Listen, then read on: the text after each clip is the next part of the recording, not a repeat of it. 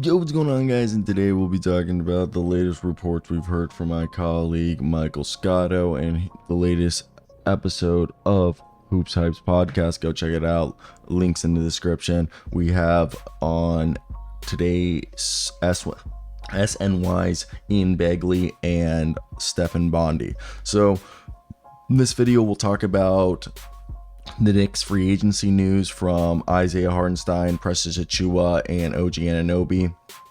And then we'll wrap it up talking about potential extensions. Now, to start it all off, what we're hearing specifically is it's definitely interesting to see how this is all developing. I want to hear your thoughts in the comments.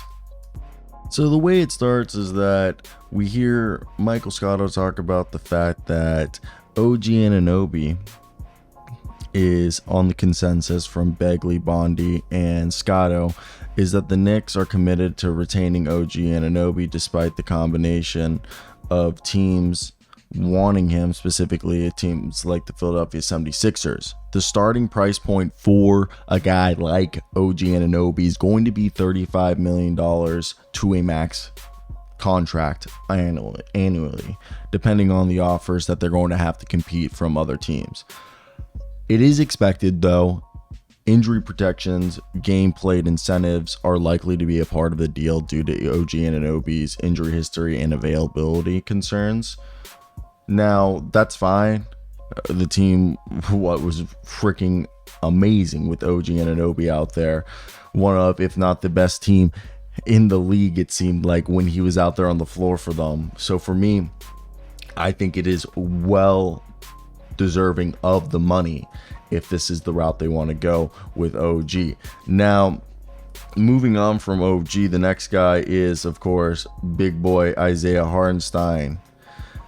Scotto reports that the Knicks might offer Hartenstein a 4-year, $72 million deal, emphasizing his importance to the team and offering him long-term security in terms of having a long-term deal.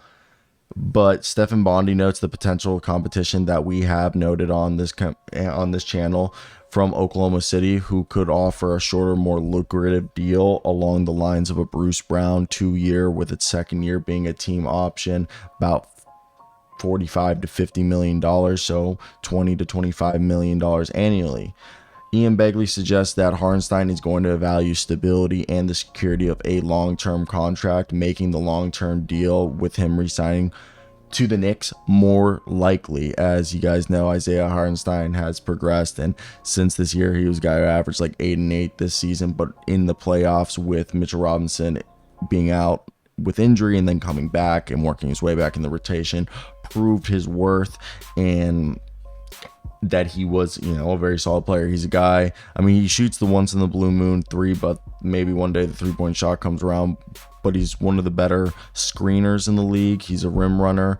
He can do a little bit of passing out the low post and the elbows, little DHOs, and he's also able to just be an efficient and effective offensive player, while on defense he might not stuff the stat sheet, but what he does contesting shots and just being a threat in the low and protecting the rim has shown his value to the Knicks. So he's someone that is also expected to be retained unless he is blown away by a mega offer from a team. Now, next, Mr. Precious Achiuwa. It is expected that Precious Achiuwa, who is eligible for the $6.3 million qualifying offer, which would make him a restricted free agent, unless Isaiah Hartenstein is, for some reason, gone, leaves this team, a team like the Thunder, give him that 2-year, $50 million deal, then Achiuwa would be re-signed. But because they're expected to spend seemingly $60 million between OG Anunoby and Isaiah Hartenstein. Well, Isaiah, I guess that's not 18 plus 53 million between Hartenstein and OG.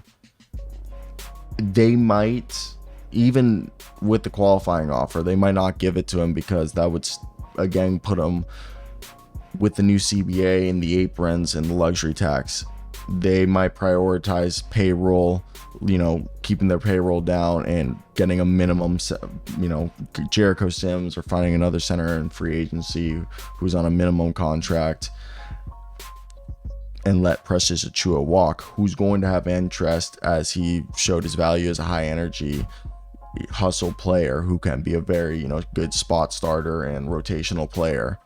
But if Hartenstein leaves, Achiuwa could be prioritized to be, given a cheap long-term deal. Begley believes, though, the Knicks will offer Achiuwa the qualifying offer and evaluate his market before making a final decision. And I think that's fine. That's the way to go. But that's it on the Knicks in terms of these guys. I meant to tag this on at the end regarding this would be the extensions. So Michael Scotto reports that executives believe Jalen Brunson might lock in extension money after his career season. He initially thought that Brunson would wait for a more lucrative deal down the line. The Knicks are expected to offer Brunson an extension, and it's up to him to decide whether to accept it now or wait. The decision involves significant financial considerations, with a potential $100 million difference if Brunson were to wait till free agency. Ian Begley, on the other hand, on Julius Randle, suggests that while the ties between Julius Randle and the Knicks are due to his return to CAA, an extension this summer is unlikely. He sticks with his prediction that Brunson will accept an extension, but Julius Randle will not. Stephen Bundy on Tom Thibodeau has said that he's expected to get an extension. He's like almost guaranteeing it, and he expects Thibodeau to receive a 3-year, $33 million extension, as Thibodeau's value to the team, especially with the chemistry with players like Josh Hart, Jalen Brunson, Dante DiVincenzo, makes his extension of a matter of when, not if. So that's the latest we're hearing on that front, and that's what I forgot to add at the end of the video right there. So I want to hear your thoughts. What do you guys expect with the addition of this news? You guys think it's smart that they're going to re-sign these dudes? Yeah, I think this is what you got to do. Keep the core together. Let's run it to the ground and see what happens. But that's my thoughts.